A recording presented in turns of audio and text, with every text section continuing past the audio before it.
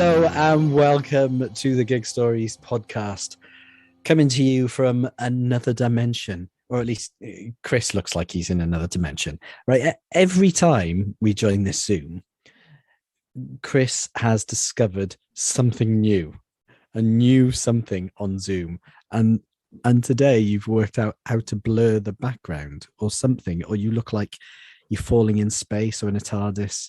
You're like you're a computer magician. Yeah, I just like to mix it up. Although I did have it blurred when we recorded this interview. You maybe just didn't notice, or maybe your eyes were blurred. Yeah, I don't think I had my glasses on. My contacts. Yeah, but I like to mix it up, or maybe have a desert island one week, or on the hills overlooking the Golden Gate Bridge the next, or in space. Do not worry, listener. Though he hasn't changed too much. He's still wearing a jumper. I am. So do not panic. All is well with the world. It seems like the world is falling apart, but until Chris Payne is not wearing a jumper, there is no need to panic. Yeah. So I'm like the canary down the mine. I like that. Yeah. So have you been doing, young man? Right. Yeah, not bad. I've been putting on my other hat. So part-time podcaster, full-time or mainly full-time photographer, but sometime theatre producer. So I've been putting up a massive geodesic dome, which is brilliant. Yeah. So, sorry, that's my dog just walking in. Yeah, don't mind me. I love that. I want Scouty to be part of this. Yeah. Scouty's part of the Gig Stories family. Go on, Scouty. Oh, Scouty's gone. Scouty's like, it's his Scouty's he's looking out the window. We call it his cinema. He's just looking out the window. I love that. Yeah. So just tell us. I know in fact, I don't care what kind of podcast this is. Tell us about the play that you are part of. So, the play is that I'm producing is directed and adapted by my wife, Colette, and it is the outdoor theatre adaptation of a book called The Lost Words, which was written by Robert McFarlane and illustrated by Jackie Morris. And it's about words of nature which were taken out of the children's dictionary because they weren't being used anymore. And so obviously the children's dictionary, it can't be as big as the normal dictionary because not all the words are necessary for children. And so they took out a load of nature words because they weren't being used and replaced them with things like chat room and broadband and, lots of mainly technology words. So it meant that words like magpie and wren and acorn and conquer and, words like that were taken out of the kids' dictionary. So Rob wrote a load of, the poems, but he calls them spells. And the idea is that when you read them aloud, these words will conjure the animals back into the minds of children. And yeah, the way that we're approaching it is that if you can't name, and this is how Rob puts it as well, is if you can't name them, how can you love them? How can you protect them and look after them?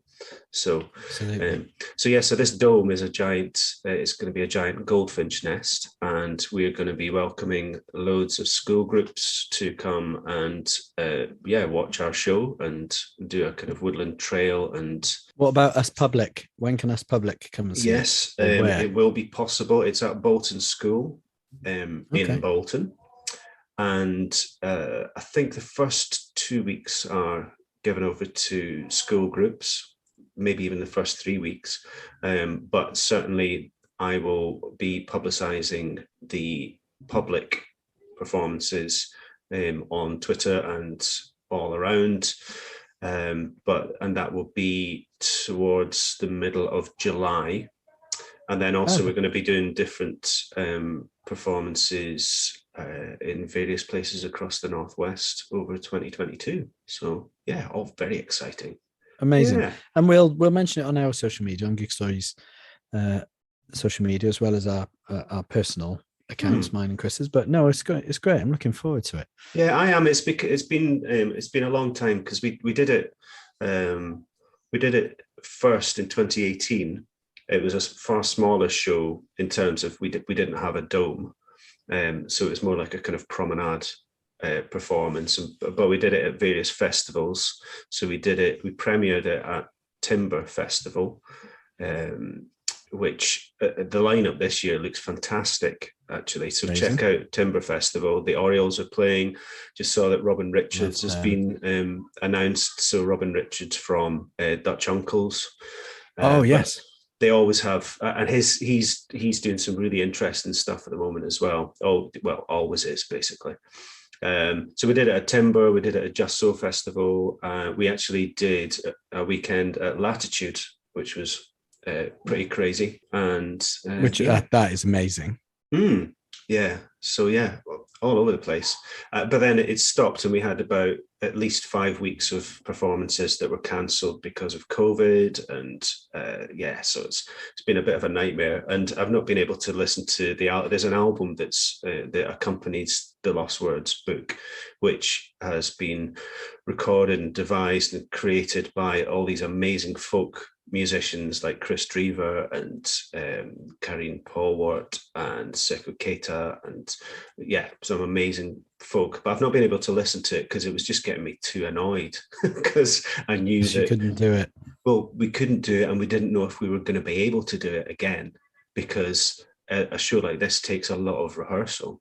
So, and that's where a lot of the cost comes. But through the wonderful Arts Council England, we got funding for this next stage of it. So we have been able to. You're back. We're back on the road like the Blues Brothers. I love it. No, do look out for it, ladies and gents, boys and girls. We shall mention it on our social media.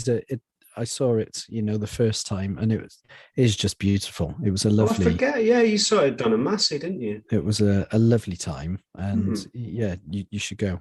Get there. So related to work, I was at a gig on the weekend. No, I was working a gig. I saw a picture of you in your uniform. Yes, I was security at a gig. Oh. I was Mr. Tumble's security listener. Yeah. Did he have everyone working in makeup? Yeah, yes. So I stage/floor managed Mr. Tumble and the BBC Philharmonic Orchestra at Bridgewater Hall in Manchester. And I did have a walk-on part where when Mr. Tumble entered to the theme tune from Rocky, Flying Higher. Ba, ba, ba, ba, ba, ba, ba, ba, ba. Let me tell you, that has never sounded so intense as when a live 85-piece orchestra are playing it.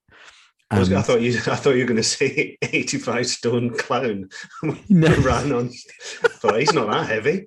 Honestly, me and Mr. Tumble are stood the other side of the doors at the back, ready to make an entrance, and I was just like his tumble security, which is why I had the bow tie and the red nose, and honestly, we both just looked at each other, and just started peeing ourselves laughing because the brass.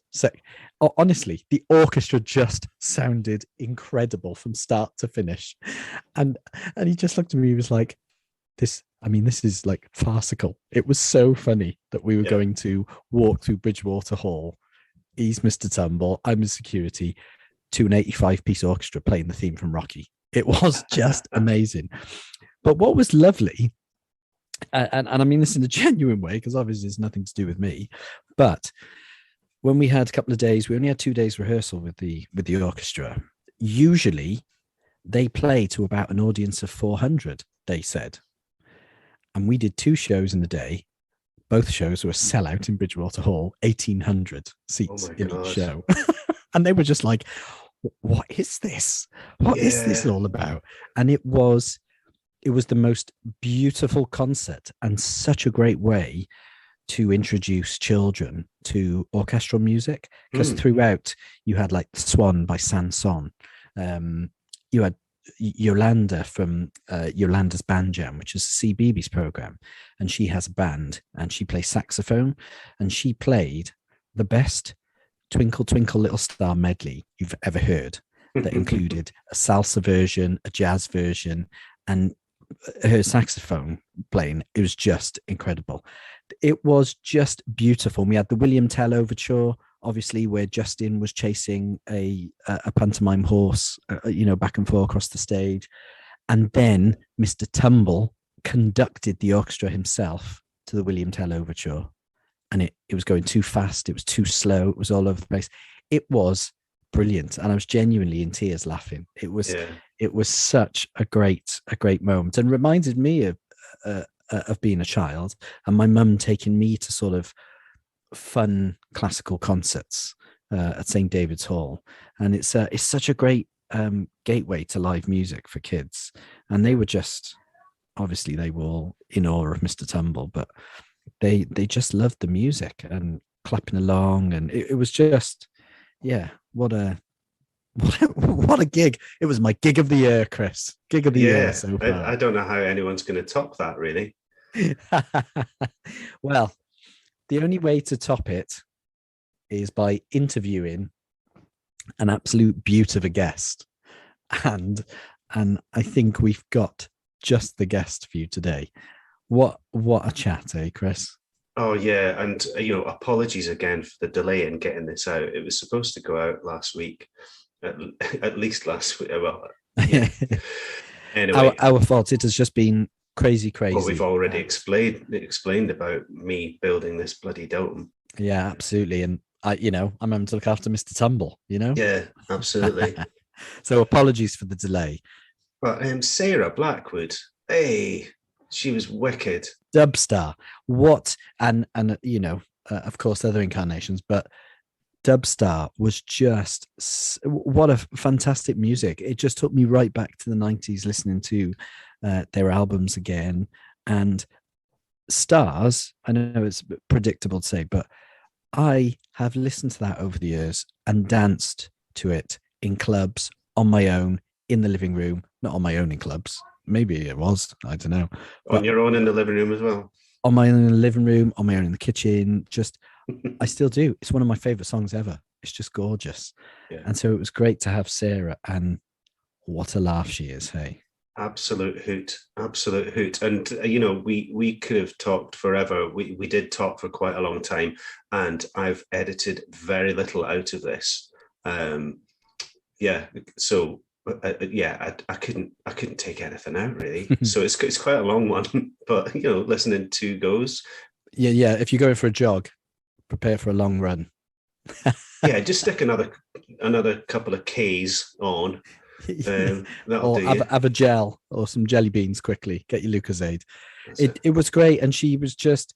It was so good of her to give us so much time, and there was a point where she kept apologizing to us for going on, and I was like, no, let's crack on, because it was just great to chat to her, and great that Dubstar have new music out. So check that out. We'll mention that too. But for now, sit back or get your trainers on for a run and enjoy Sarah Blackwood.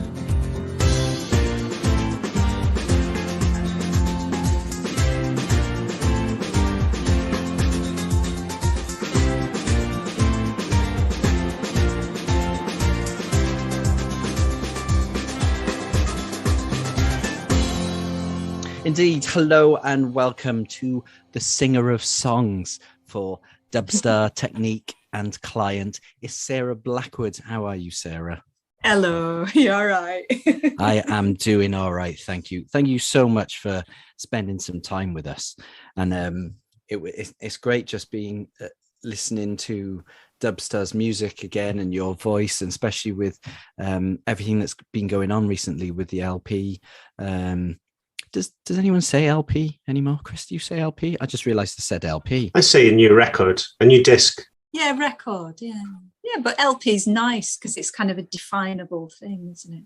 No, it's true. It's true. And I was just thinking of, because all the memories I have from your songs and seeing you as Dubstar live, and I thought I need to start with the important stuff, and that's chocolate. Now, you're a very big fan of chocolate, Sarah. I'm very big. Let's get straight into it. Faves, please. Top 3 favorites. I like dark chocolate. So when I'm trying to be healthy, I have 80% Lindt dark chocolate. You said that.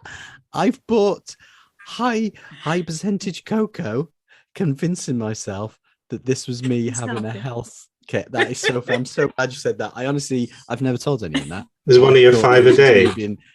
I eat it every day because I'm kind of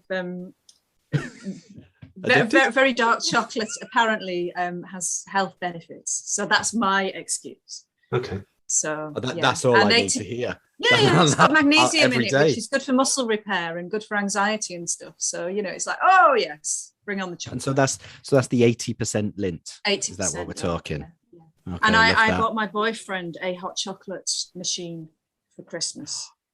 It's a Smeg. Oh my gosh! And it's like this. We put oat milk in it, and it heats the oat milk, and it turns it into a vortex, and then you pour in your chocolate.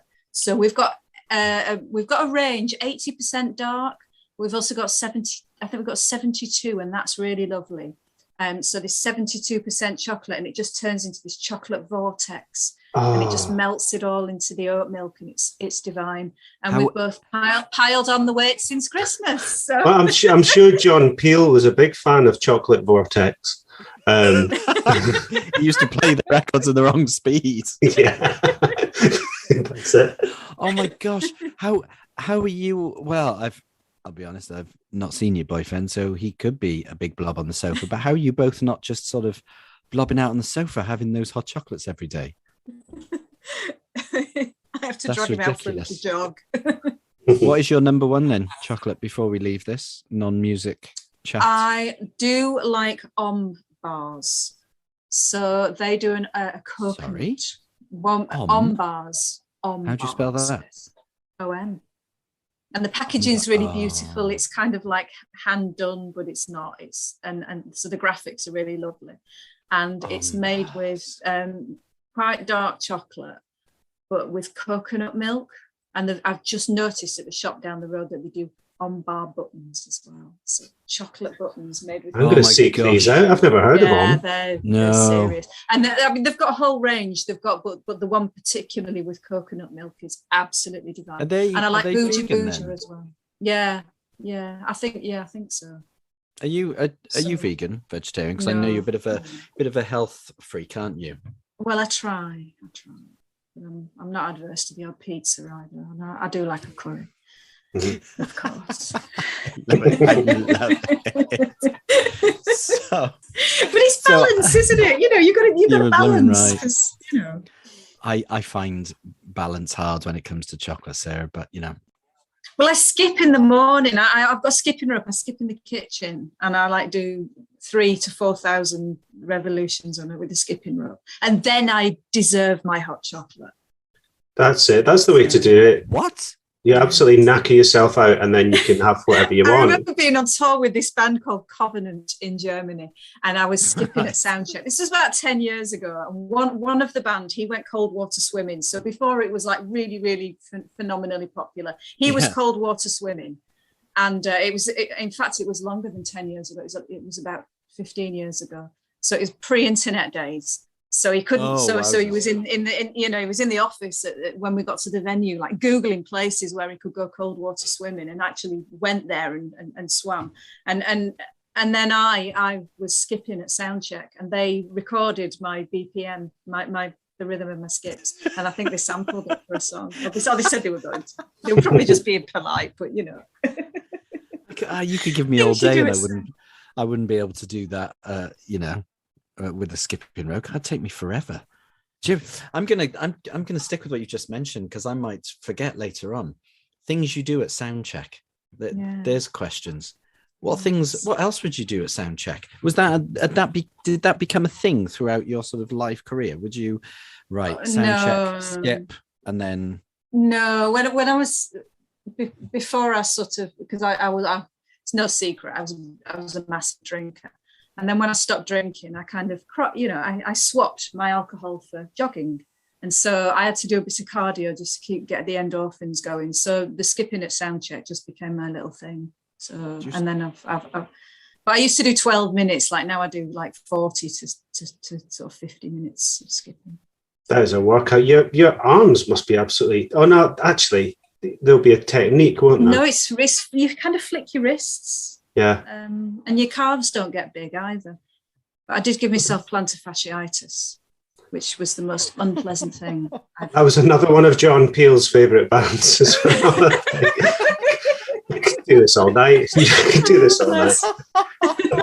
So we did mention just a few minutes ago about, new music, and I've got to say, we will move on, I think, in our podcast sometime about talking about this pandemic, but it's still so fresh in our minds that one of the best things to come out of lockdown is Hygiene Strip.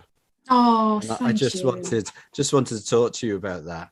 What a great thing. How did that come about? Because where were you both sort of mentally? Were you even thinking about any kind of music, or did you both pretty quickly go, we're stuck in, I've got an idea, right, let's do it? I think the thing is about seeing a person that you least want to see when you look your worst, which is universal in itself, but it was in the context of the pandemic. And I remember Chris, he got the title, and his daughter, I think his wife had taken his daughter shopping for a swimming costume, and Chris was like, what on earth is a hygiene strip? and he was like, and he wrote it, and it just something that just stuck in his mind, and just went, oh yeah. And he wrote it down on a metro ticket that was in his pocket, and put it in his pocket, and then put it in an ashtray, or not an ashtray, like when you have like your thing for your keys, where you empty your bowl of crap. I use glass ashtrays, which is why I said ashtrays. But yeah, Chris, yeah. So we put it in there, and and forgot about it. And then when we were doing the album, I think some of the songs were written, and then we started writing others because of the pandemic, Chris was literally thought that we were all going to die, and his anxiety was raging out of control. And Hagee sent him just some little noodles of like 10-second snippets, just beautifully done, like art forms in themselves, as it would be if it's Stephen. Just these 10-15-second snippets of miniature compositions, and he sent them to Chris just to see if that could kickstart something in Chris. And Chris had heard one, and then he went to the shop, and as he went out, he saw the metro ticket, hygiene strip, and then he went out and he queued in the queue for the co-op, and then it just started happening in his mind. And when he got home, he played it on guitar and then sent it me. And I was when it pinged through, I was mid-curry on a Friday night, because we had a little treat on a Friday night, and I was mid-curry, mid-poppadom. And I played it, and I was like, whoa, like really excited. And and so recorded it the next day. So I love that. So that was obviously, the music then was obviously a real help for Chris. Yeah. Oh yeah, it was absolute solace for him. Yeah, it was a welcome distraction. The thing was during lockdown, he was homeschooling the kids. His wife was doing stuff for the NHS, so she was pretty stressed and busy, and Chris kind of had to look after the entire family. And then when everybody went to bed, he started to make music, and luckily Hagee is quite a night owl as well, so them two were on the phone for hours at night doing stuff, and then they send it me in the morning going, look what we've done at night. So this album too, then how far back does this go then? When exactly were they writing this? Well, we started, some of the songs were already written, like Lighthouse was already written. Right, okay. But Chris literally had he was about to press send on the train tickets to get to Hagee's place in Hastings to start recording, and lockdown happened. Oh, really? Okay. Oh my, yeah. So. And then when did you get to do your vocals then? Did you have to wait Has We this been waited. years in the making? Did you wait? Yeah, we waited. Yeah. And then as soon as the first bit of lockdown was released, when the first restrictions were lifted. Oh, yes. Bombed it down to Hastings. And did that change the way that you dealt with the vocals? Because I'm guessing, did you change melodies around, and because you had more time? We kind of done all that before.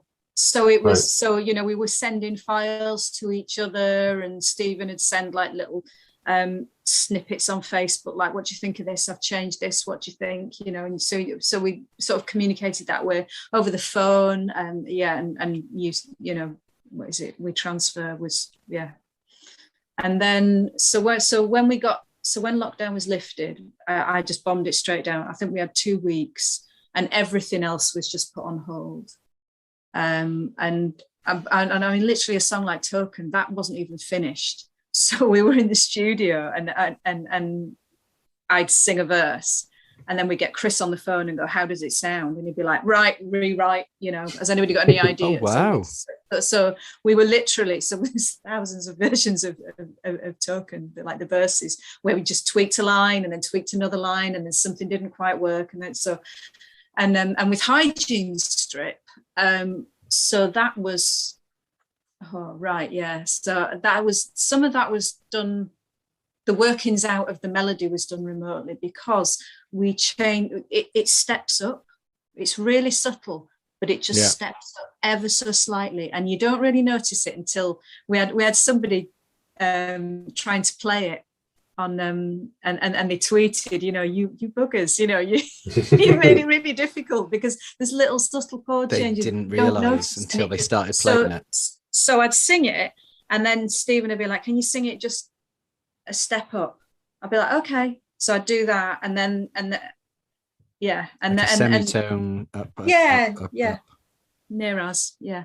A positive from this, because obviously we don't want to go back into that kind of situation, but you obviously, the three of you made it work then. So was it just as a one-off? Was it just an interesting way of working? Do you feel like it maybe helped this particular album, that process?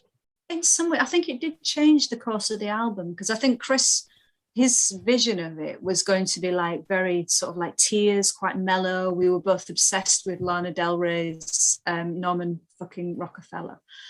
And we were obsessed with that album, and I think Chris wanted it to be like that. And then, but the way that the pandemic happened, it was easier to do things on synths. And then Chris could ping it to Stephen, and then Stephen could, make it better in the way that Stephen does with. Yeah. It's funny you mentioned that, Chris and I, we both mentioned the song Tears to each other today. It's a lovely track. Absolutely lovely. Yeah. And the Lana Del Rey thing now clicks. Now you said that. Yorkshire's answer to Lana Del Rey. Lana Del Rey.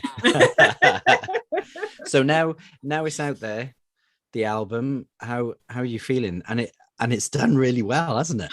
It's amazing. I mean, to see our little label that we run from like our respective living rooms to be up there against Sony and Domino and BMG, it's just like, wow.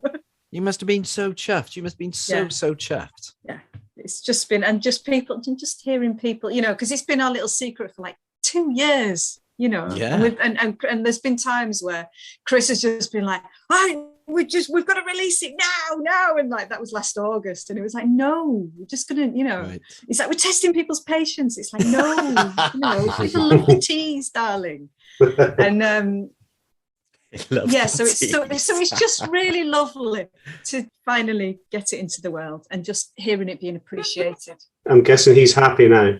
Yeah. I love it.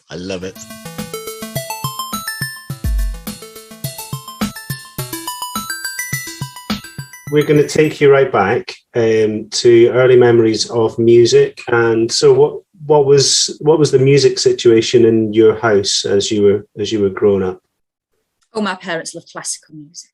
All right. So, I mean, I was talking to my dad about David Bowie, and he's like, who? What? You didn't just say that, Father, honestly. My parents, they like church as well, so I was sort of brought up on hymns and stuff. In fact, we were signed on a demo of me singing Jerusalem. Really? What? Yeah. Wow. I think. Now that I would love to hear. We've missed the FA Cup final. We need for 2023 Sarah Blackwood singing Jerusalem and Abide With Me at Wembley. Oh, Abide With Me as well. Yeah, and my friend actually asked me to sing it at a wedding, and oh my God, that was the scariest gig I think I've ever done, because I knew everybody and I could see everybody staring at me, and it was like, you know, it was church, so it was quite tiny, you know, and I could see everybody's eyeballs, and my knees just went to jelly. And how recent was that, or what time was this? It was a long way. It was a long time ago. It must have been about 1998, something like that. Right. That must have felt strange, because you were obviously used to a lot of different gigs, and then you're. Well, normally you can't see anybody because the lights are like right in your eyes. So you just see the front two rows and that's it, you know, and it's like, fine, you know. But with church, I knew every single person in there, and I was just like, who the hell do you think you are? Honestly. Did you go to sort of classical concerts? Was that your sort of first live music outing? I went to see the ballet. My mum used to take me to see the ballet a lot, which I adored. I loved Swan Lake and Coppelia. And I remember seeing the Firebird, and that really scared me. I was like, just remember all these like red costumes, and that scared me. But it was, I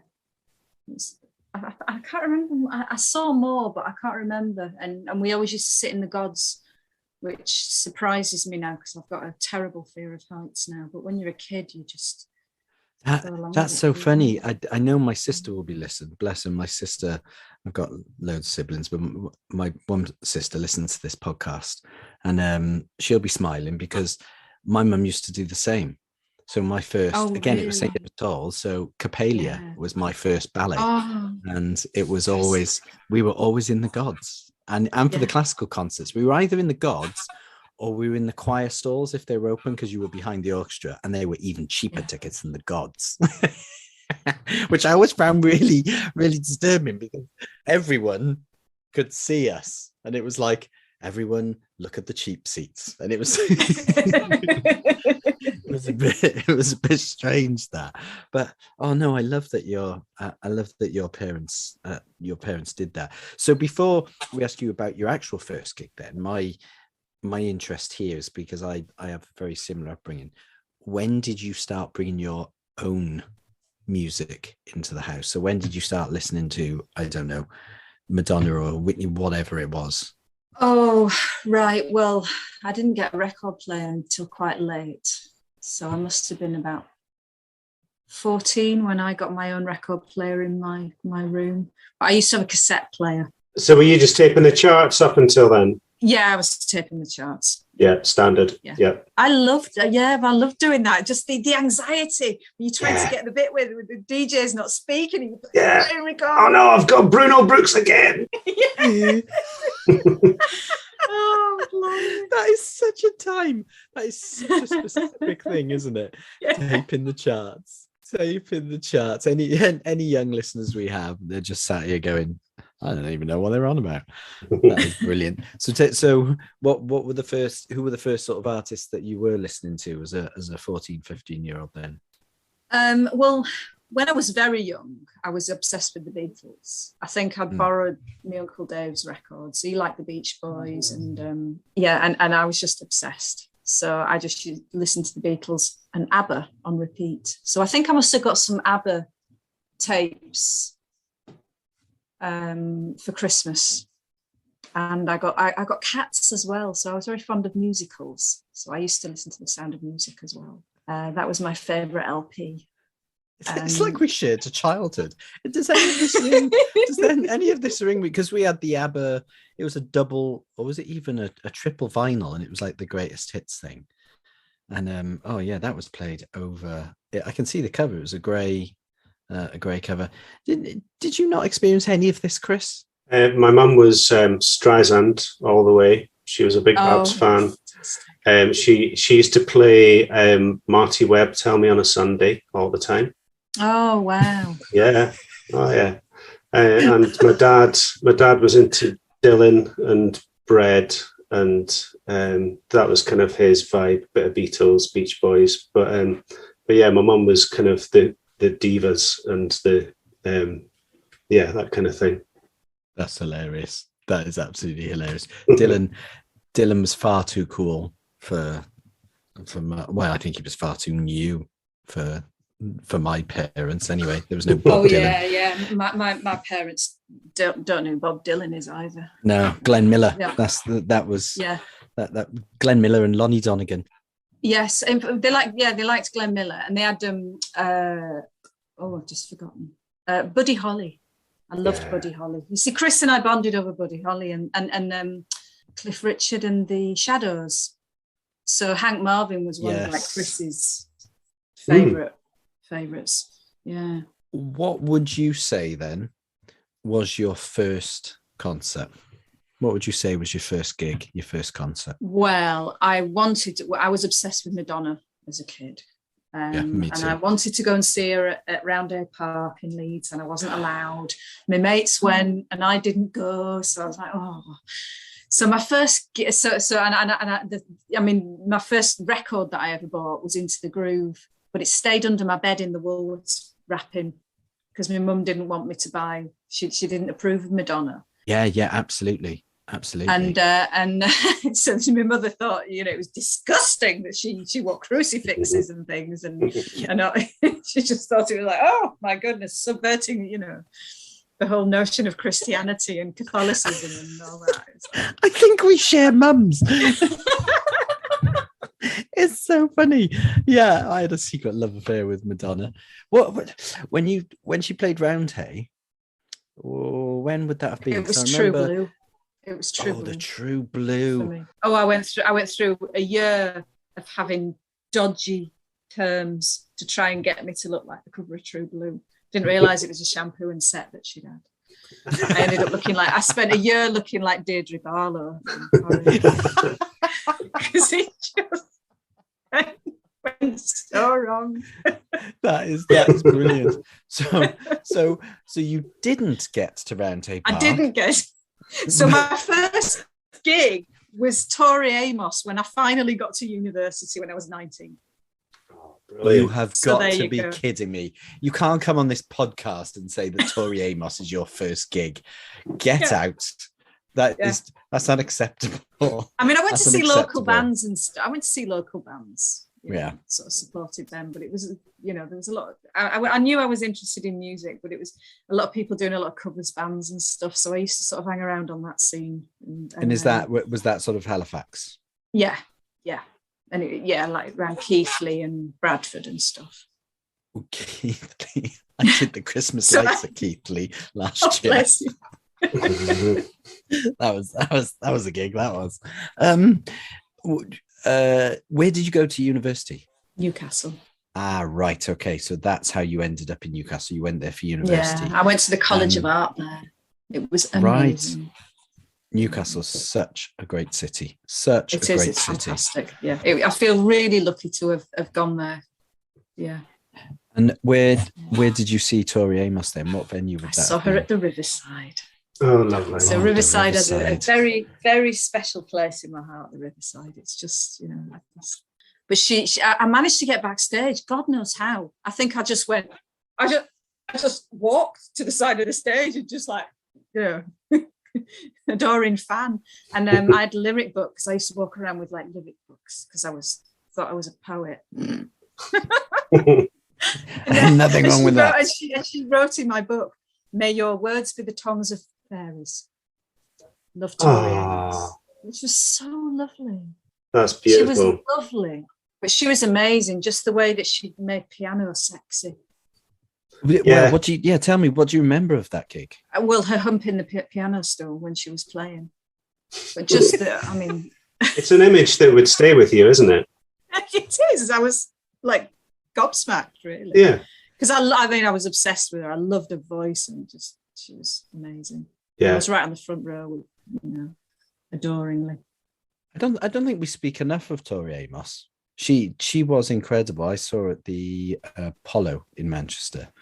Oh wow! Much later, and I say much later. 96. And she is incredible performer. She's one of those that's quite mesmerizing. Yeah. And you just cannot take your eyes off her. She could have a band of 50 on stage with her, but I would just be entranced by her. Yeah. And so was that it then? You go to that gig and you're like, oh yes, this is what I want to do. Yeah. So which gigs sort of quickly followed then? Well, I just used to lurk around the riverside like a bad smell. I ended up befriending all the chefs in the Melbourne diner upstairs. So I'd be sat upstairs drinking. There'd be REM having the butties, having the burgers before they went on stage. Melbourne diner was insane. It was just, you just got to hang out with everybody. It was nuts. I mean, I didn't disturb anybody. I wouldn't have foisted myself on anybody or anything, but when they sat eating the dinner, I tell you, you want to go and listen to Clint Boone's episode, because he talks about meeting REM, and it's one of the funniest stories I've ever heard. It's an absolute peach. Is it backstage at Glastonbury? Backstage at Glastonbury, and anyway, I won't spoil it for you, but it's worth it. It's really worth listening to. Funny. It's very funny. So before we carry on, this is very important to Chris and I, because we are slight geeks. So we both share, but we both have scrapbooks with ticket stubs from over the year. I know. Please don't leave. Don't hang up. Oh no! I wish I did. So did you ever keep anything? Do you still have any sort of merchandise or memorabilia? I've moved house so many times. I've just lost stuff along the way. Threw it away. It's just kind of a bane of my life, really. One of my biggest regrets is just not having any memorabilia as such. I believe that my dad, who is no longer with us, so he somehow got himself off the hook. I believe he threw away my scrapbook. Oh, no. I know. So I've still not been able to 100% confirm that, but that is what we think, my mother and I. But did you, as an artist then, because we've spoken to people like Martin Carr, from Boo Radleys, and Rick from Shed 7, and especially Martin, he kept a lot of his laminates. I did have a big box of laminates, but they got lost. Oh, it's a shame. Just stuff. Real. Seriously, it's a massive regret that I just no. Because you know what, Sarah, if you still have them, Chris here, he would have put them all on a spreadsheet for you. Yeah, he's not even joking either. You're that organised. Well, no. So I love that you said you're that organised, as opposed to you've got that much time on your hands. I mean, that's really kind of you. Oh no! I love categorising things, and but people during lockdown, they made banana bread, and they started to grow their own wheat and all that stuff. Growing their own wheat. I'm just going to grow my own wheat. Please step forward, people who grew their own wheat. So instead of doing that, I got all my tickets and I put them into a spreadsheet. But also, I was able to put ones for which I didn't have tickets. So there are a few, and I really regret not having the tickets. And there's not many, but there's a few. I mean, I saw Evan Dando at Nice and Sleazy's in Glasgow, and saw James Brown and Dave Brubeck and all these kind of guys. And I don't have, there's just a few, the ones that I don't have, but I was able to put them in the spreadsheet. And now I can search by venue and by month and by year. And by band. Nice. And I love this. It's great. It didn't take too much time. It probably took a couple of hours, and it was. I love that. This pleases me so much. Honestly, I love this idea. Alex has like a hollowed out husk where his heart once was, because he doesn't see the joy and the that went into this. Oh, I do. I love it. I love that. Yeah. So I actually want another lockdown so I can do it again. Do other people's. I might offer it as a service.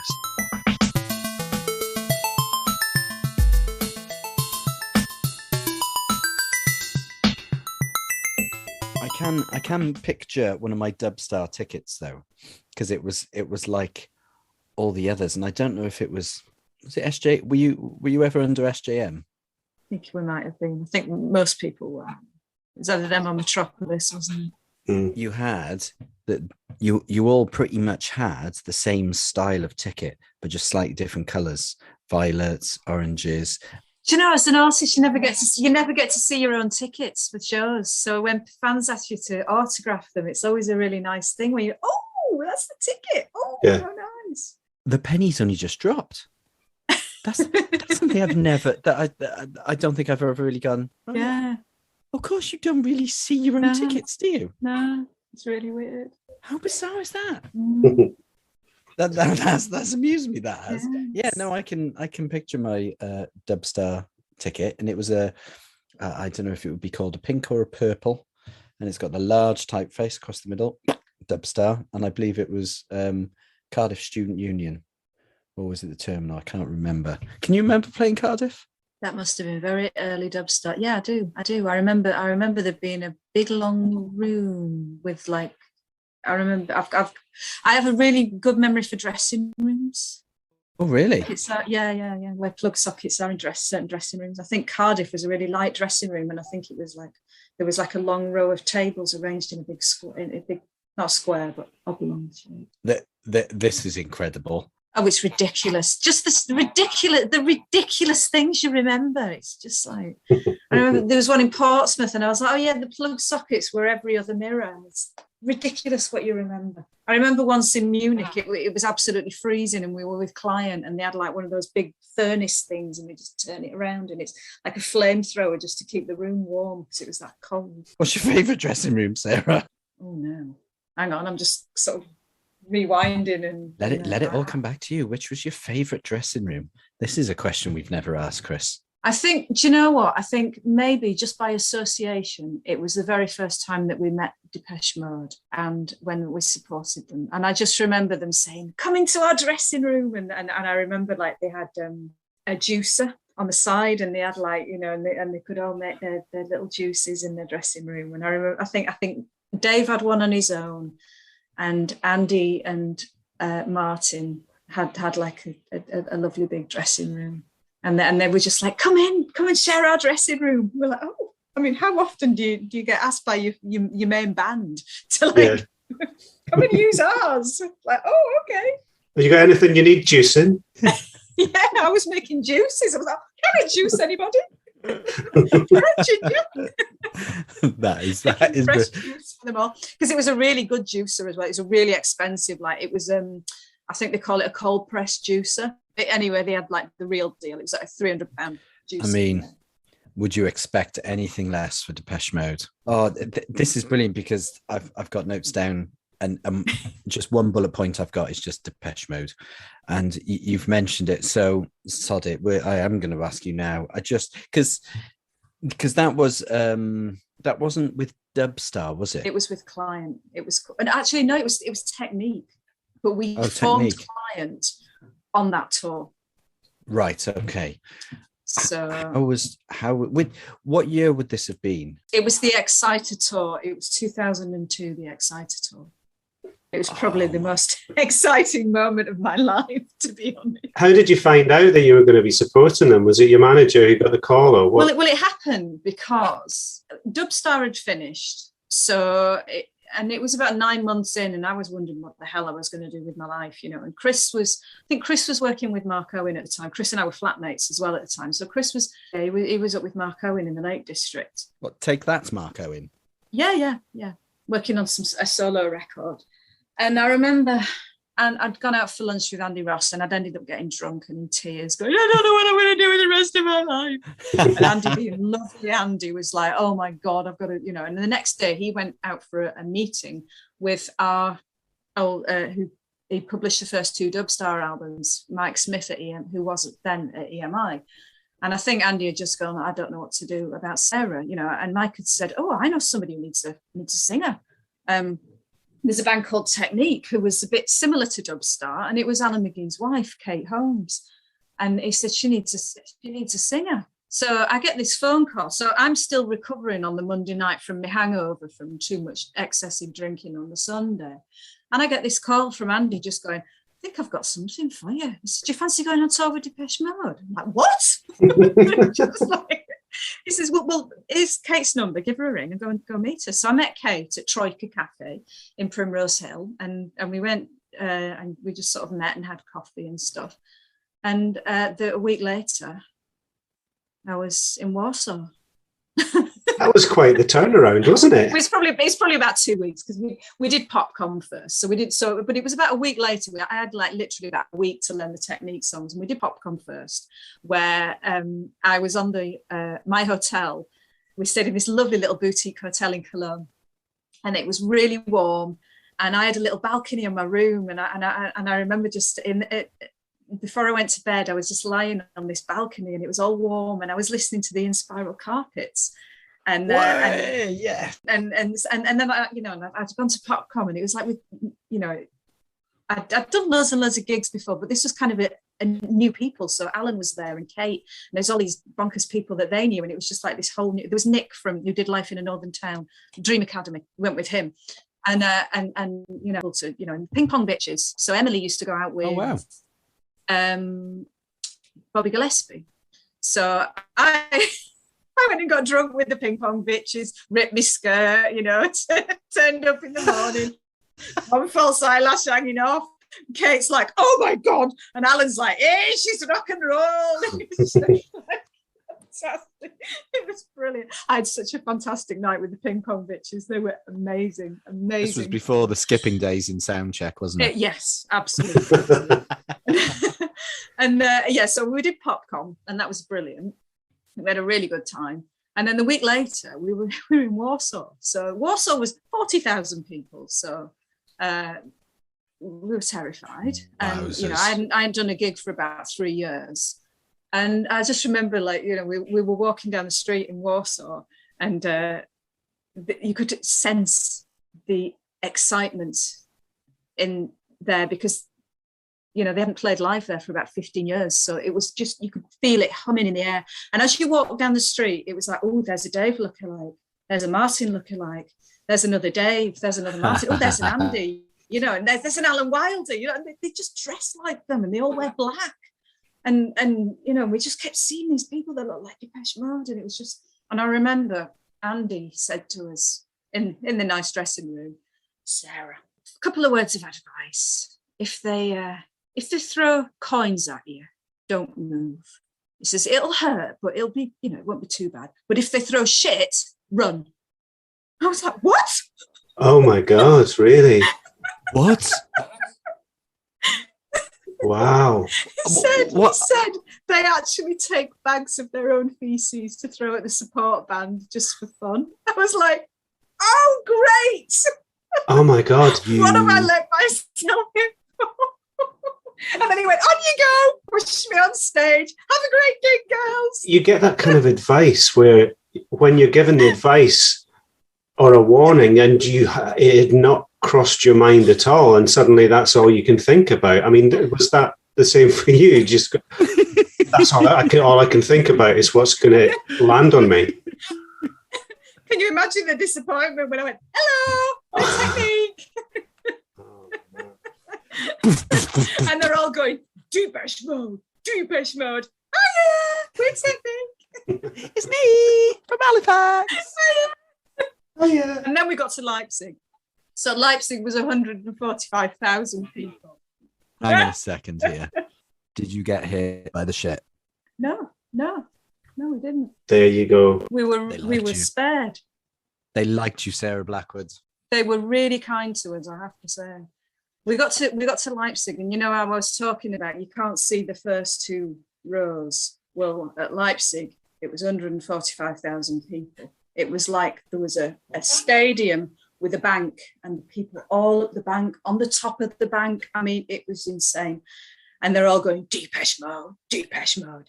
And then there's one person on the front row, and he had a little banner with Sarah. Oh. Nelson Manning now.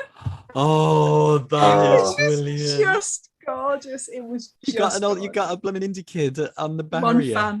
one fan who'd actually sort of taken the time to realise that technique was Zan had left, and I jumped in at the last minute, and I'd been in Dubstar. And oh, that's gorgeous. In this sea of 145 chanting Depeche Mode fans. So they said, do you want to come on the jet with us? Well, what? The Depeche Mode private jet? Yes, so we went on a private jet with them. I mean, it was a big plane. It was apparently Tony Blair's plane as well. So we land in Leipzig, and there's like no passport control. You just get straight off the plane, and there's 3 cars waiting. So Dave has a limo, and then there's the good van, the naughty van, and then there's like a police car. So the good van was for the non-smokers, and the naughty van was for the smokers. Was for you and Dave Garn. No, Dave was in his limo at the front. So Dave gets, yes, he gets the limo with his juicer. and we get in the naughty van because we're with Fletch, and Fletch smokes. So, and I'm like, oh my God, my throat, because I'm intolerant to cigarette smoke. So I'm there with a scarf all around my head and just like, trying to be, game and be joining in here, but I'm like, oh, my throat, my voice, don't speak to me, because I'm awful. Like before a gig, I'm putting wet towels over radiators so to make the room moist, and I don't speak on transport and stuff, so because my voice is so vulnerable and fragile. Anyway, so we're in the naughty van. There's a police car one end, police car the other end. There's police motorcycles. We're driving through Leipzig. It's a motorcade. The trams stop because Leipzig is a tram city, and they stop the trams, and it's people cheering. It was just like, my God, I feel like the Queen. It was like insane, absolutely insane. Pull up at the gig, and it was nuts, absolutely nuts. Just driving through you just cannot imagine, I mean, that didn't happen every gig, obviously, but but for those, there were 2 big ones, and it was Hamburg and Leipzig. So that was it. So we'd flown to Hamburg, and then we got on the jet with them to Leipzig, and Hamburg was about 100,000, and then Leipzig was the big one. It was 145,000. What does 145,000 people sound like? It's a gig. Just insane. It's absolutely insane. I mean, it's the biggest gig I've ever played in my life. How did that feel? I mean, because is it just the most nervous you've ever been, or was it actually the biggest high you've ever had? I think it was both, really. I mean, it was just crazy. You just couldn't believe it. You just couldn't believe you were doing it, And especially the Depeche Mode fans. I mean, I remember me and my boyfriend, he was like, oh, Depeche Mode. But later on, he said, oh, should we go and see them in London? And I was like, let's not go and see them in London. Let's go see them somewhere else. Yeah. So there were me and there were 4 of us who went, one of my school friends as well, and her husband. So we went to Munich to see them. And just seeing them in Munich is just like, wow. The atmosphere is just when they're doing behind the wheel and stuff, and they turn the lights on the audience, and they're all, well, your listeners won't be able to see, but they just, this sea of hands just like this, and it's just, you just get the shivers. It's just amazing, absolutely amazing. And there's just an atmosphere with Depeche Mode in sort of Europe and Russia as well, and Eastern Europe.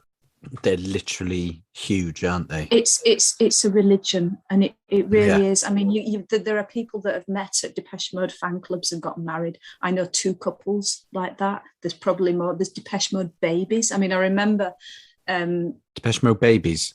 Well, they've had babies, and I remember. I was like, were they conceived at the concert or born at the concert? Couples that got married and had babies, and then passed on the music, as it were, to their kids. I remember somebody showing me, we made this CD, Depeche Mode for Babies, and I went, do you mind if I take it? Can I have a copy? So they gave me a copy of it because it was a record label.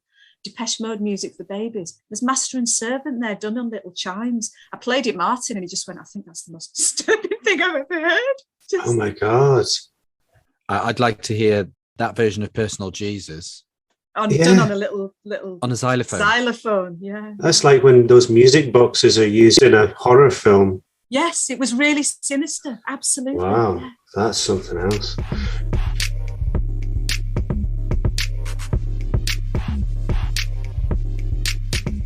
I remember warming up. It was a really, really lovely moment. And I was warming up and doing some woohoo. And I was, as you do, just talking, because I don't really know what I'm doing. I just sort of tend to open my mouth and out comes the voice, open my gob, out it comes. And so I was doing some little oohs and Dave just poked his head around the dressing room door and he went, you're the angel. He was just like, I just want to do the Mr. angel. Smooth. I was like, Dave, thank you so much. That's silky. So lovely. But he did an hour of Ashtanga yoga before he went on stage. I mean, that was when he was like really, looking amazing in his suit, and he went on in his waistcoat and his trousers, and it was fantastic. He was telling me how him and Bono shared moves sometimes. It's like, oh my God. Oh, I remember this other time. I was on the jet with them, and I was reading The Dirt by Motley Crue. Oh yes, yeah. And Dave saw it and he went, oh. Yeah, I've got some stories about them. I bet that's not in the book. And he did tell me a story, and no, it wasn't in the book. It's unrepeatable. I don't mean unrepeatable. Would we have to consult our lawyers if we put it out? I think it's not suitable for human consumption, to be honest. Okay, enough said. I think we can leave it to everyone's imaginations. So I was going to take you back to Dubstar and how Dubstar started. And was it to do with the boys here in a recording of you on a cassette tape? Is that right? I was kind of seeing this boy, and he was in a band, and I'd sort of done recordings, his backing, kind of writing a bit together.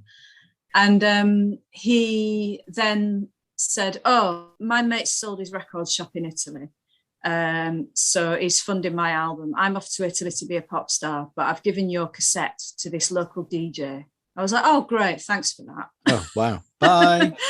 But then he came to see me in the art shop where I was working, and I started off and I was doing like 3 or 4 songs, and then they asked me to so it was Chris and Steve, so it's Chris Wilkie and Steve Hillier, and they ended up asking me to join the band.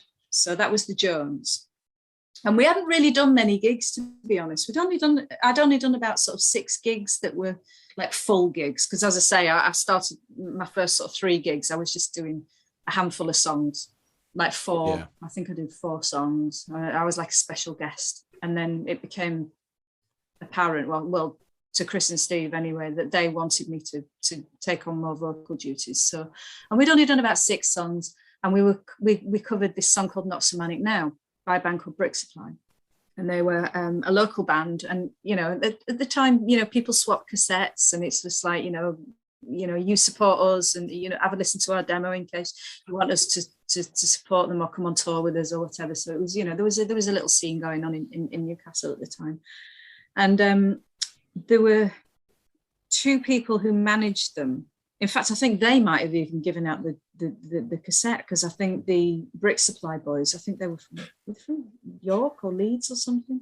I can't remember. Anyway, so I think it was actually their manager, Graham, and his friend John, who gave us the demo, and we decided to cover it because we loved the song. And then they came to see us play live, and they said, "Oh, we think you've got something here. Why don't you come and record some demos with us?"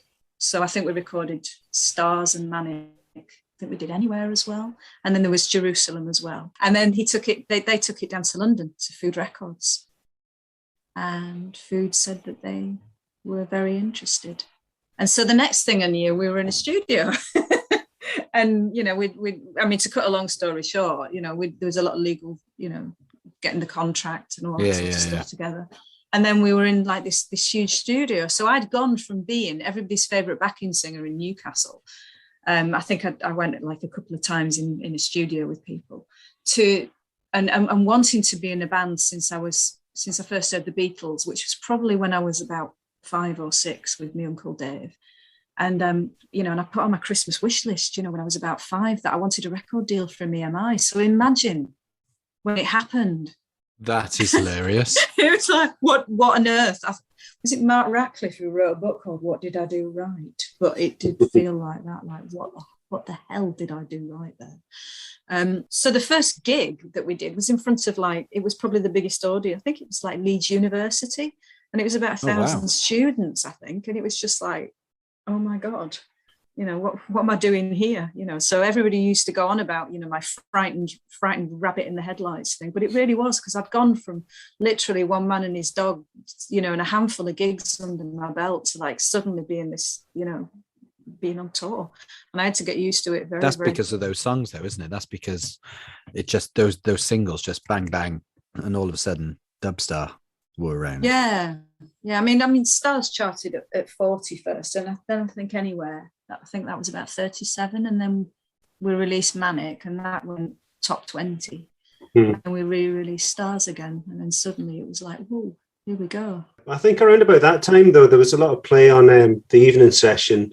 Yeah. And I think that, even if the chart positions weren't, right up there, there was a lot of people listening. Do you know what I mean? Yeah. And and especially for you to kind of cut through all the Britpop stuff at that time, I thought was, impressive. It felt like there definitely was a need for a band like Dubstar. Yeah, I think that was testament to Andy, really, that everybody was like thinking, what's he going to sign next, but he'd signed Blur and then he signed Shampoo. Oh, yeah. So I loved Shampoo. They were great fun. They were so It was hilarious. They were hilarious. They were, yeah. I remember seeing them at a party and I'd be like, oh, look, Bjork's over there. And they'd be like, we're bored. How can you be bored? Bjork's in the corner. She'd be like, no, we're bored. Do you want a drink? Well, just have an orange juice. And they were, I don't know if you ever remember Willie Russell, and he had this play called Our Day Out. And there was Our the Day bored Out, girls. of course. I'm bored. What is it? It's barring, bleeding barring. There's nothing here but sand and seagulls. I'd forgotten it was him that had signed Shampoo, actually. If you'd have just given me that now as a pub quiz, I wouldn't have got that. Yeah, but Shampoo always reminded me of the bored girls. Yeah, Blur, Shampoo, and Dubstar. That's quite... No, I remember instantly loving Stars, and Not So Manic Now, because it appeals to that sort of Saint Etienne side. I loved that dance. Yeah, I lost myself in all the guitars as well that were going on in those years. I think we had that bit of both though, because Chris you did. I think Chris is kind of like one of the most underrated guitarists in the UK, to be honest. I mean, you can sort of pick up anything. I think Johnny Marr didn't influence him, but when he found Johnny Marr, he felt like there was somebody who played like him. Yes. So it gave him an awful lot of confidence to just continue and to explore in the manner that he did. Did you enjoy those early gigs? No, they were terrifying. I actually remember the first tour that we did, and when I got home, my trapezius muscles, I couldn't even touch them from tension. Really? And I as I say, I do get I suffer really badly from nerves, and nerves manifest in themselves in my throat. So I've had... Ooh, wow. Yeah. So for a singer, that's it's not tricky. not good. And the thing that you do is, as soon as I wake up in the morning, I swallow, and it's like my first thought is, does it hurt? So did I overdo it last night? Did I, how can I? So you've just got all that stress from the minute that you wake up in the morning, and then it just piles on during the day. Oh my God, I've got to save myself for sound check. And then once your sound check's done, then you're relieved that it sounds all right. And I start to just have to struggle to contain myself because I get so excited and I just want to get on stage then. And then when it's all over, then I used to drink too much, because that was how I wound down, because that first 2 sips of wine and I just instantly felt everything melting away, and that was literally intoxicating. Those nerves, was that a self-esteem thing, or was that just how you've always been since a little one? I think I'm quite a sort of nervy, anxious person. Was there a time where you thought, hang on, I've got this? No. People enjoy hearing me singing. Was there not? No, never. I still feel like that. Yeah. So I went to see a throat specialist during the pandemic because I didn't even know whether I had COVID or not, because I was just like, how will I know? Because I have a sore throat every day. So, and when I finally did get COVID, I only felt marginally worse than I usually do. So that was quite Yeah. So I had the tubes up my nose and down my throat and stuff. And he said, it's all right. He says, but you're inflamed. And he said, just that you're a very tense person and you need to learn to relax. And I'm already doing yoga and, so I don't know what else I can sort of physically do to relax. Back then, I suppose even now, I suppose it's the same.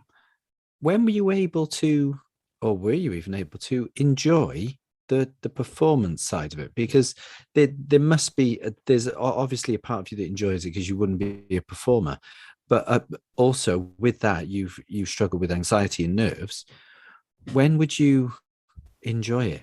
Back in the day, was it when you were sat having that glass of wine half an hour after the gig? Yeah, probably, yeah. Because when I'm on stage, I'm usually like I said it, with the church, who the hell do you think you are? It's just look at you. And it doesn't help. But I remember going to another friend's wedding and I sat next to her grandma at the reception. And she's like, so what are you doing now? And I went, well, I'm in a band. Oh, really? I went, well, I've been on Top of the Pops. What? You? Never. That's so funny. And that's what Rock and Roll Machine by Client was all about. That was about my friend's grandma. Was Ivy. it? Yeah. Brilliant. That's hilarious. So Grandma Ivy, she got a song written about. On Top of the Pops? What were you doing on there? Dancing? Never. Cameras? Cleaning the stage?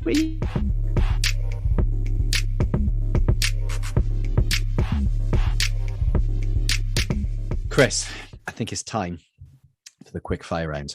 Are you ready for this, Sarah? This is what we like to call the quick fire round. Oh, blimey.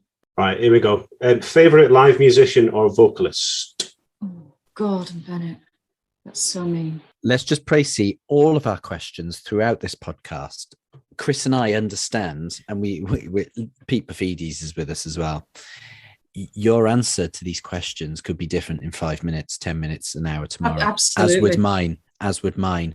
But right now, in this moment, as we speak to you, who is your favourite live musician or vocalist? It's a cruel question. I think it'd probably have to be Dave Gahan, just because I've seen him so many times. Because I got to, and I just sort of, that was just like amazing. And for everything, performance, energy, technical ability, as it were. Yeah. If you had a fantasy band, you'd want Dave Gahan as your lead, wouldn't you? He is pretty cool. Have you ever seen Depeche Mode live, Chris? I've not. Although one of my favourite live tracks, recorded live tracks, is a Depeche Mode tune, "Walking in My Shoes." Yeah, that's wonderful. They do that wonderfully live. Oh, it just builds halfway through with the synths, and it just gets darker and darker. Yeah. And I've got a funny feeling it was recorded in Eastern Europe, and it just sounded amazing. And I remember them saying when it was Leipzig, they were like, "We're going to cancel the show because it's going to rain." And it's like every time Martin threatens to do, is it Black Celebration? Every time Martin threatens to put that on the set list, we always get a storm, and it's going to rain. It didn't. I think it might have rained for us. I think it might have rained on the stage for us, but then it cheered up again. I'll be honest, Depeche Mode in the rain would look great. Do you have a favourite venue? I think every venue that you get invited back to is nice because there's like a sense of familiarity there, and it's like, oh, they've had us back. Oh, it's lovely to be back there.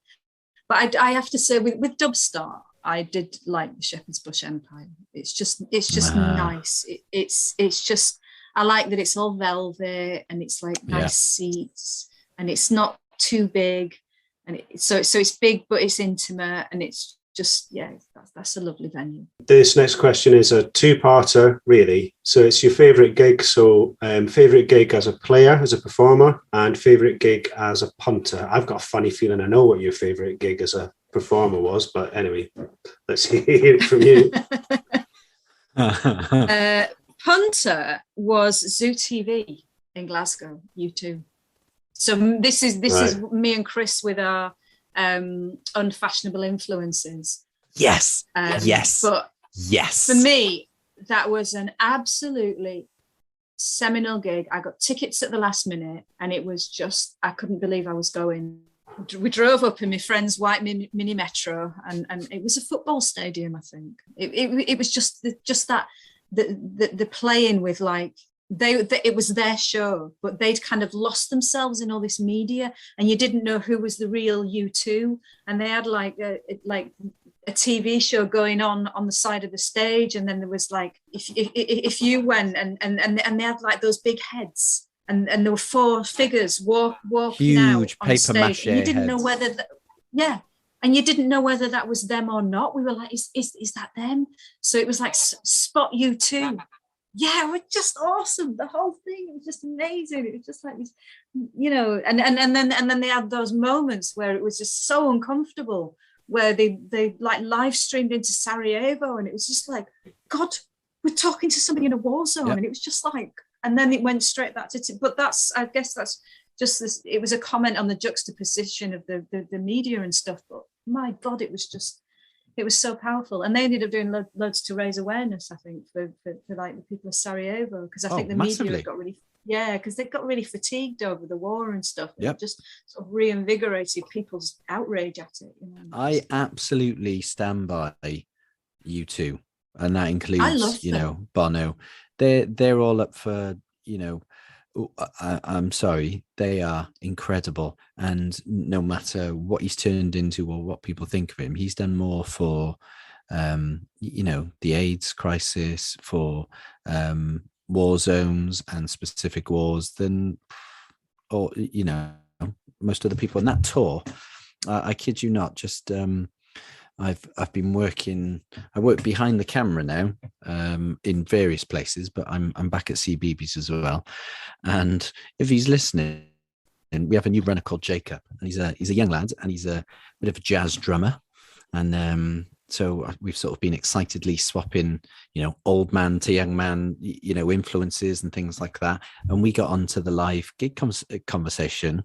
And he said, "Oh, so you've seen hundreds and hundreds. What's your favorite gig ever?" And I said to him, "I think right at this moment, and I think it would have to be, no matter what day you ask me, it is Zoo TV Tour." And I saw it in Cardiff, and it was in the National Stadium that's now, you know, the Millennium Stadium. And I think that changed stadium tours. It did forever, because there wasn't anything like it before. No, I don't think I'd ever even seen visuals either side of the stage and stuff like that before. You should have a look at it, Chris. It's just, it was the greatest. And of course we had Lou Reed. The Satellite of Love thing, like was that a real feat? Because they did this duet together, and it was like, that's was that right. A pre-record, or was it? And it was all that sort of juxtaposition of like what's really happening right now and what's pre-recorded, and you know, it was just clever on so many levels. And then I loved the fact that, you know, he brought out Mephisto, whatever, you know, and then the Fly, who was like the decadent rock star, you know. Well, that was the start, wasn't it? The start. That was the whole. That was the start of the whole gig. I know it off by heart. That whole gig. It was just, what an amazing tour. What an amazing tour. What was your favourite gig then as a performer? Oh, that's really difficult. I mean, I always say, off the top of my head, I would say Reading 96, just because it was such a moment. I'd had a terrible day. Everything had gone wrong. I was super nervous. I'd had a fight with the security guard because he made me stick. I was backstage anyway, and he made me stick my sticky thing on my nice leather outfit that I had. And once I peeled it off, I had the mark there forever, you know. Anyway, I was like, you know, isn't it plainly obvious that I'm about to go on stage and you're making me, you know, stick me pass on me? But what was it about that gig then? Go on. Oh, well, it was just wonderful. I mean, we always had problems live because, you know, my throat, or, you know, I don't think we were particularly confident as live performers. I certainly wasn't anyway. I can't speak for the rest of them. But so just being there and just having that horrendous, so I'd had a horrendous day, stressed, horrendous fight with this security guard. And then I just walked on stage with all these lovely people just waiting. And it was just like, wow, what are you lot all doing here? Because the tent was rammed. And I was just so shocked at just seeing everybody. And it was just beautiful. It was absolutely beautiful. And then to top it all off, Billy Bragg joined us on stage. I mean, that's kind of my de facto story. But I think, you know, a lot of my memories of being in Client, I mean, apart from the Depeche Mode tour, which was like the most amazing thing that probably ever happened to me. Apart from that, we just used to do like spend the summers in Europe, and it always seemed to be warm. Like temperature is very important to me. I don't sort of come alive until it's 23 degrees. It's probably why I'm garbling a bit today, because it's been the hottest day of the year. So I'm like, woo, I've got got some energy. Because normally I'm horribly affected by the weather, and I normally spend most of my time wrapped up in a granny blanket. I love that. Even though I'm terrible. I don't deal with the cold very well. You were mentioning Reading Festival there, and a memory that I've got of seeing you guys live was it might have even been the same year at Tea in the Park. Yeah, that was cold. I remember that was. Yeah, and but we went to. I was there with my then girlfriend, and we went to see the Beastie Boys because they were on at the same time as you, but we went to the Beastie Boys, and somebody was on somebody else's shoulders, and they fell off and landed on my girlfriend. And oh God, was she all right? She was a bit shaken and a bit bruised, and we were like, right, we need to go somewhere. Where are we going to go? Dubstar. So we went and we sat in Dubstar right at the back of the tent, and it was the best decision we'd ever made. It was just like, it's like this little oasis of Dubstarness, and it was lovely, but it was perfect. It was exactly. I then got the album, and yeah, it was great. But yeah, you were a little tranquil oasis. Oh, that's so nice. That's just lovely to hear. Yeah, I love sweet. that. I think I'd actually been stuck in a lift in the hotel with Keanu Reeves because he was there with Dogstar. He was. So what did I say? Oh, your band's Dogstar. My band's Dubstar. Oh, brilliant! That's great. Oh, it was that year because we spoke to Mandarin from Biss, and did they go on before or after Keanu? Oh yes. So we've talked about this on the pod before. Everyone was calling them dog shit. Sorry, but that's just. Keanu. I know, but I think they were. I thought they were okay. I thought they were okay, and we were brutal, weren't we? In the 90s, we were so horrible. They weren't okay. Were they not okay? They weren't. No, they weren't. And I love Keanu. Oh God, I'm his best mate. Yeah, what a gentleman he is as well. He's just he is, lovely, isn't he? Lovely human being. Yeah. What was his? Can you remember his response to you? I think mercifully the lift managed to get going. That's so funny. That's so dear funny. God! Things not to say to Keanu Reeves. Yeah, we kind of went in silence as like we're like stuck in this lift, just like trying not to look at each other, and I'm just like looking at my shoes and looking anywhere but him. If you'd been in the lift and then you hadn't said anything, then an hour later you would have said, "Why didn't I tell him that we were Dubstar and he's Dogstar?" So you did the right thing. You did absolutely the right thing. Only 2 letters separate us. Yeah. This is a quickfire round. Do you remember that? Yeah. We love a quickfire. I think we might have to make the rest of the interview quickfire, to be honest, because I know. Gordon Bennett. We're loving this. Let's just flip that then. What's your worst gig? Well, like I say, I'm weather sensitive, so it's probably like one of the Glastonburys that were muddy. If it's damp and cold, I mean, I think there was a year when there was me and Joe Strummer, and we were on the Enemy News because we both worn wellies on stage because I just couldn't be. I just felt so uncomfortable and so horrendous. And you were born and brought up in Halifax, Sarah. I know. I am an absolute lightweight when it comes to weather. Terrible. I'm an excuse of a northerner. And I think I started all that trend of people having the photos taken on the toilet at Glastonbury as well in an anorak, because I did that. I'm owning that, girls. Everybody's probably somebody's done it like years before, but I was like, oh yes, let's have our loot. If I'm not mistaken, that was in Enemy, wasn't it? It was, yes. I had my cheap anorak on. I think it's from the Arndale in Manchester. The hood up, looking really miserable, and that's exactly how I felt. So I'm guessing then because this is one of our next questions, was I'm guessing that you like festivals when the weather's good and you hate festivals when the weather's bad. Yes. Yeah. If the weather's good, I can cope with anything. I can cope with a bad hair day. I can cope with like no makeup, but bad, no, forget it. I'm just a nightmare. I just sit in a corner and wrap myself up in a blanket and whinge. And it's usually, it's only like 2 months of it. It's only when the temperature gets to like slightly over 22 degrees that I start to feel remotely normal. So I don't actually think I'm made for this country. But it's like doing all the Spanish festivals with client. We did Benicassim, we did Sonar, and that was wonderful. And I just remember like Eastern Europe, going to Exit Festival, Croatia, and I've just got amazing memories of just wandering around and like dusty. It was all dusty underneath because it was hot, and just the thud of the music in the difference. Benicassim is a festival that I really want to go to that I've not. Oh, it's awesome. I saw Goldfrapp there and she was fabulous. Got off stage and went, right, I'm off to see Goldfrapp. Just legged it to the other tent. Oh, Right. She is fantastic, Alison. Yeah, she is. She's... Well, you because you just love your festivals, where I'm going to scrap, because of time, I'm going to scrap other questions. And we're going to get you down to your fantasy festival, because this is going to be very interesting. So, Sarah Blackwood, you have your own festival. Right. And clearly it's not going to be in Britain, because you want to guarantee the weather. Oh, it's got to be warm. Yeah, it's got to be somewhere warm. Tenerife? Oh, yeah, that sounds... Tenerife. That'd be good. Benidorm. Then yeah, one of those places. I once did Fun in the Sun with Mr. Motivator on Good Morning TV, and that's great. Yeah, that was hilarious. Anyway, Dream Festival. Yeah, everybody's batteries are running low and stuff. You've got 5 slots at your festival. You've got your opener. Right. Well, there's a little Birmingham band called Independent Country, and they do the most fascinating arrangements of your favourite. Well, it's not just Britpop, actually. I was going to say, because they do an amazing rock and roll star.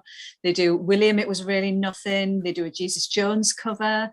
They do, they're amazing. It's and it's like you spend like the first sort of 30 seconds guessing what song it is, because you won't guess it. You will not guess it. And they do it in like this country and western style, and they are just so brilliant. They're just great. So that's great. That's a good opener. So they're going to open, and everyone's going to have that nostalgic sort of dance and sing along. I like that. You've just opened with Independent Country. Everyone's having a bit of nostalgic fun, singing, dancing. Chris is probably on his second can of Red Stripe. And we're going into sort of the afternoon now. Who is next on? I like a bit of poetry, and I like John Cooper Clarke. Yes. Oh, get him. I saw him at festival number 6, and he was amazing. Oh yeah. He was just prowling around the stage, and his delivery is awesome. His poems are witty. He's just amazing, and he's such an icon. He's just fantastic. Yeah, it's still doing it as well. I noticed today that he's playing at Morecambe. Is it Morecambe Literature Festival? Is it Poetry Festival? Knockout. Yeah, he really is. Isn't he? Yeah. And I just love his delivery and the way he sort of chews it in his nose, like, it's just so brilliant. It spits it out. Yeah. That's it. That's exactly what he does. It's just, I really enjoyed him at festival number 6. I'm really enjoying this festival. This is a lot of fun so far. Wait till you hear who I'm having to DJ. Go on. Well, now is the time. Am I allowed Alan Partridge? Yes, of course. Live from North Norfolk Digital. Definitely. That'd be brilliant. So you'd be rocking the Phil Collins, a bit of Cuddly Toy. Cuddly Toy Roachford, of course. And of course, music for Chameleons. Get him to do his air bass. He would also play U2, wouldn't he? He'd play U2. He would play U2. He'd play Sunday. Bloody Sunday. Oh, fantastic. I love that. Sums up how I feel about Sundays. I actually went to see him on Friday night. I saw that as well. I got a late call from a friend of mine after work and said, get yourself into town. I've got a ticket for the Alan Partridge show at the Arena in Manchester. And it was very amusing. Very amusing. Wow, this is unexpected. So we've had a country band open. with essentially Britpop and sort of, a bit of indie rock covers. We've then had John Cooper Clarke, and then Alan Partridge has just DJ'd. This might be the best one ever, Chris. It's looking like it. So who is the penultimate, or I suppose the warm-up for the headliner? Yeah, the support. Yeah, who's going to get us going before your headliner? And I'll be honest now, Chris, I have no clue about who these next two acts are going to be. No, not a clue. Interesting. Come on then, who is it? Janis Joplin, Big Brother and the Holding Company. Wowzers. I love Brilliant. Janis. And I love that she always felt like she wasn't a proper singer. Yeah. And she was always like, Tina Turner's a proper singer. I'm not a proper singer. And I used to do Mercedes-Benz on stage. And once we did it, we were doing this tour in the Czech Republic. And I think it was Prague. And I remember it was this dusty old ballroom. And I swear I felt little icy fingers just on my shoulders when I sang it. I love that. The juxtaposition though. I'm struggling with that juxtaposition. You're gonna have to give us at least an hour at the bar to get over Alan Partridge before we then Janis prepare ourselves for Janis Joplin with a feather boa.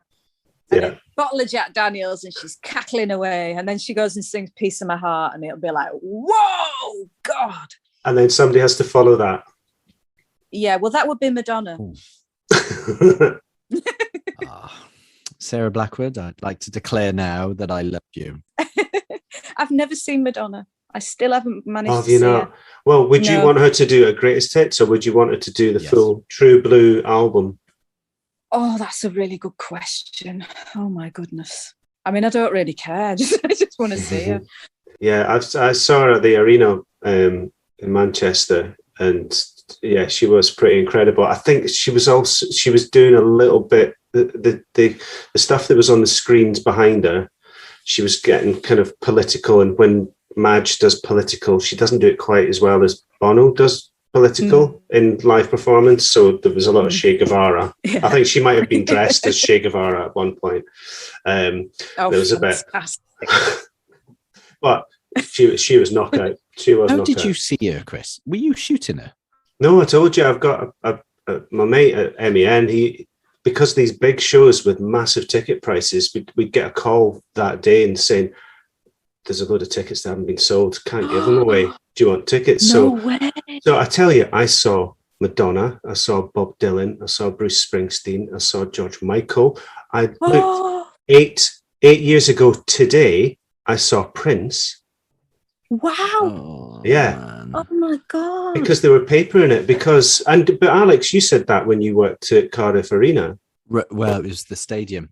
The stadium, that was it. Stones. Wow. Where the tickets were like 150 quid, and then by you'd get to just before the start of the gig, and you had sections that hadn't sold because it's 150 quid a ticket. Is that because people are not buying it because they're not going to pay 250 quid for a ticket? Yeah, I mean, but my surprise is that's not a surprise to me at the Millennium Stadium, for example. So I knew that would happen because it was 2004 or 5, the Rolling Stones, and they were sort of the first band to really bump up the prices, and it was massive, and it was £150 then. And I know it doesn't seem long ago, but back in 2004 5, and we just remember thinking they are going to sell out this amount of tickets because they've got such a hardcore following. But then up in the gods, they're going to struggle. And even the gods tickets were sort of 90 quid back then. And yeah, we had loads. But what surprises me is in Manchester Arena, where a push with a concert audience, what was it, 17,000? Yeah, I think the reason was that I think there were corporate sold out from Madonna. They tended to be in the same kind of areas that we'd be sitting, so they were kind of corporate seats that maybe got returned late, and then they couldn't. Oh God! Wow. But yeah, so that was quite nice. Wow. I'd want to see now Madonna just do a purely greatest hits set, because she's like nailing the jelly to a wall, isn't she, at the moment? She's so bonkers, you wouldn't know what you're going to get. So for me personally, it would have to be greatest hits, but from the start right through to now. because she's still got, like music and all that. They were belting songs, great songs. Absolutely. Man. I would prefer the Dick Tracy original soundtrack. I love that so and then much. I'm there. She was my first proper crush. Madonna. Was she? Yeah. Yeah. I went to see the rubbish film. Who's That Girl? Who's That Girl? Yeah, I bought that soundtrack. Yeah. Because that is a great song as well. Yeah. I love that. Yeah. But yeah, that film, I mean, it was a terrible film, but I saw that in the cinema as a hormonal young boy. Wowzers. And I mean, Desperately Seeking Susan, just when she holds her armpits under that hand dryer. Just Brilliant. so awesome. What moment. It's brilliant. Wow. That film. They used to be on like every Christmas, didn't it? Desperately Seeking Susan. It's such a great ITV. film. It's just amazing. Brilliant. What a festival. Chris, I'd be well up for that. We're going to Tenerife. Yeah. And we're going to go and see Independent Country, followed by John Cooper Clarke, Alan Partridge, Janis Joplin, and Madonna. I know what it's going to be called as well. Black Woodstock. Oh, that's amazing. Oh, I love that. Black Woodstock. Look, let's just end it there. Quick, end it there. It'll just get worse from here. It'll just look at this little face. Right, we kept you for long enough, Sarah. Thank you so much for this. We've got one last question that we ask all our guests, and it's about a live album or a live track or maybe a piece of footage of a live performance that's on YouTube or something. What is the one piece of live music that you would go to either get you ready to go or to chill you out, or what's your go-to? I had it on cassette and I lost it. Somebody made me a mixtape when I was at college, and I lost the cassette, which devastates me. And I've looked on YouTube, and I cannot find the same performance because she goes mental, and she just goes, "You're just a fucking liar!" And it's like the way she goes, "Liar," you just get chills through you, and it's like, oh my God, she means this, my God. And it's the most incredible. And I've looked and I've found other ones, but it's not the same one. It's just not the same one. And so if anybody can enlighten me where this particular bit of footage was, I mean, it was on a cassette from, it must have been about 1991 when I was at uni, and so it must have been sort of pre that. So it's quite early. And I mean, because she's incredible. I mean, she's just like this big walking heart, and I just feel for her so much. And I think she's amazing. Yeah, she's this incredibly empathetic woman who just has so much. She's just able to like vocalize sadness and frustration and hope for so many people. And I just love her voice from, when I first saw Mandinka on Pops. I think she's amazing. I love Sinead, and I love that she wears her heart on her sleeve, and it's just all out there. And sometimes you just want to put your arms around her and just give her a big hug and just, Well, I hope someone is doing that. I hope she's in good hands at the moment. Yeah, she has. Do you know what, Chris? We are going to try our very best to find that. We're going to put it out there, and I'm going to contact a couple of people I think who might know, who might have it, and let's see if we can find that.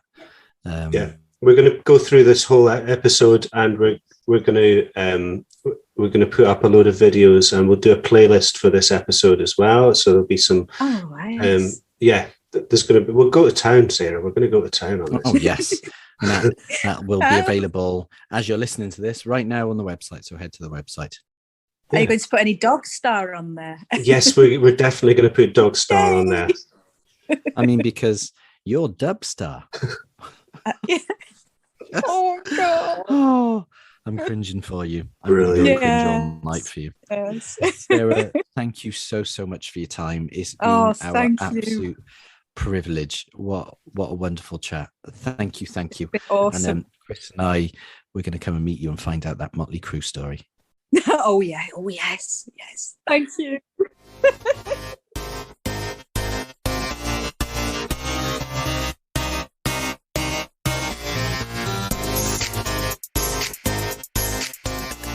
Sarah Blackwood there. Gorgeous. What a laugh, eh? Yeah. She's got a wicked sense of humor. Oh, and absolutely. I wanted to save it to now. It was so sad. We mentioned it on our social media. It was great to speak to Sarah and hear all about her Depeche Mode stories. And then, of course, this past week, we lose really the man himself. And everyone thinks of Dave Garn instantly, don't they, with Depeche Mode? And that's understandable. But Fletch, to his mates, I believe, rest in peace. And I've had Personal Jesus on repeat this week because it's just, I think that's in my top 10 greatest songs of all time, I would say. Well, I've been listening to Walking in My Shoes. I know I mentioned it in the episode, but I did find the version that I had. And I think the version that I had was on a free tape, maybe from NME or Select. I can't remember. It was around about 94 from the 93 tour. And right, okay. It's an absolute cracker. But yeah, and it was lovely that actually Sarah mentioned Andy personally and about the fact that he was advising her to not move for the coins, but move for the shit. It was so. I love that. I love that he gave her that warning. Yeah, wise words there. Yeah, that's unbelievable. Yeah. But he was the founding member, if I remember rightly. So yeah, Andy Fletcher. Loads of love to you and your family, and loads of love to Sarah Blackwood. It was a great chat, and yeah, please do check out their album and keep your eyes open for any upcoming live dates, because it would be ace to go and see Dubstar live again. Absolutely. So yeah, thank you so much for listening. As always, we really appreciate your support and your patience. Yeah, absolutely. And your patience.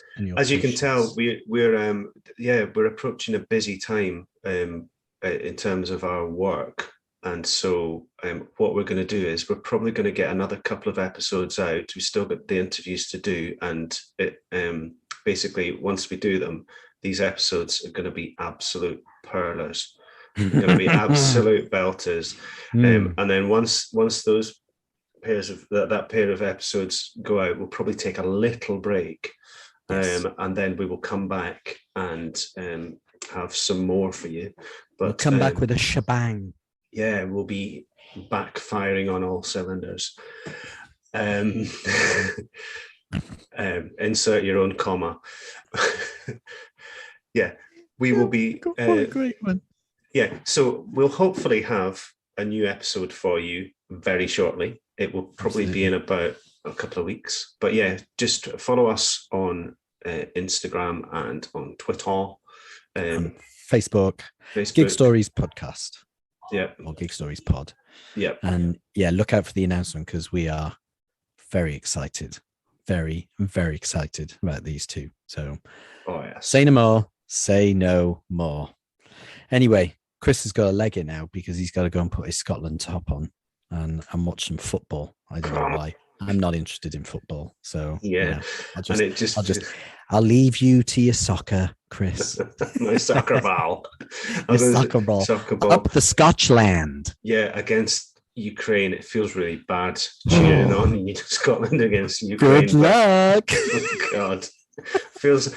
Are we the baddies here? Are we the baddies? Yeah. I think Scotland is actually the baddies. I love it. And please, again, just to repeat, you can find us on Facebook, Twitter, Instagram, Gig Stories Pod. Come and say hello to us and keep your eye out for those announcements. And we will be back very soon. Okay, the Scotland boys, matey. See you next time. Ta-ta.